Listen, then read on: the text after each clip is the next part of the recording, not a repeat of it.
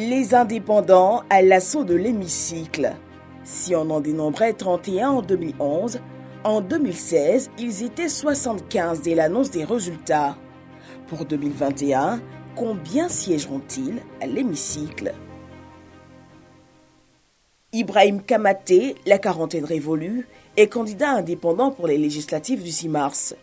Une décision prise de concert avec le mouvement citoyen dont il est membre.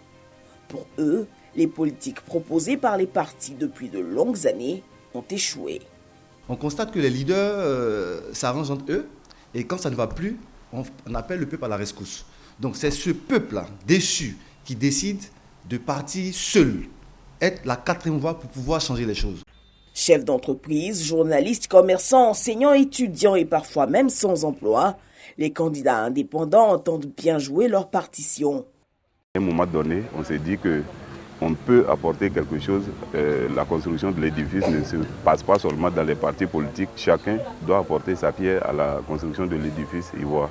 Dans le cadre de la séparation des pouvoirs, il est plus intéressant que l'Assemblée nationale soit envahie par des indépendants ou même les partis d'opposition, de sorte à pouvoir véritablement discuter les projets de loi qui sont soumis par le gouvernement.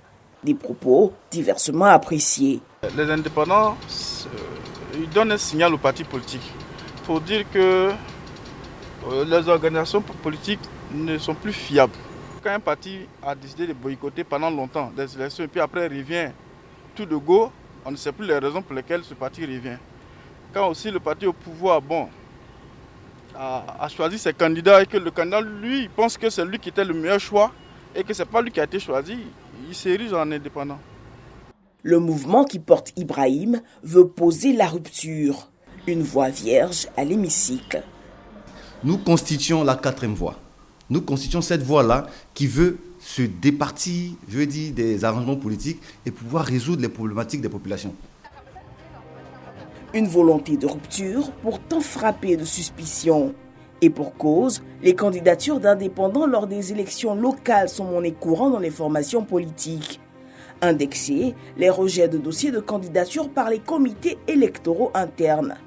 En 2016, plusieurs candidats élus sous la bannière d'indépendants avec de bons scores n'ont pas hésité à remettre leur mandat à leur formation politique d'origine. La trahison n'est pas bonne. Toi, tu dis que tu es candidat indépendant et après tu te rallies. Non, il faut rester indépendant.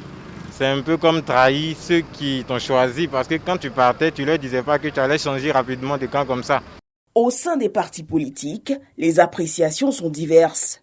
Si on distingue clairement deux types d'indépendants, ceux motivés par le rejet de leur candidature et ceux dits libres, il n'en demeure pas moins un contre-pouvoir. Les résultats des indépendants vont permettre à l'opposition, en tant que parti politique, de revoir leur méthode de travail et aussi au pouvoir de revoir sa méthode de travail. Et de savoir qu'il n'y a pas seulement que par les partis politiques on peut faire l'animation politique. Sur le sujet, le Rassemblement des oufouettistes pour la démocratie et la paix se veut plus ferme. Quand on est indépendant, qu'on est issu d'un parti et qu'on décide d'affronter le candidat de son parti, cela veut dire qu'on est un indiscipliné.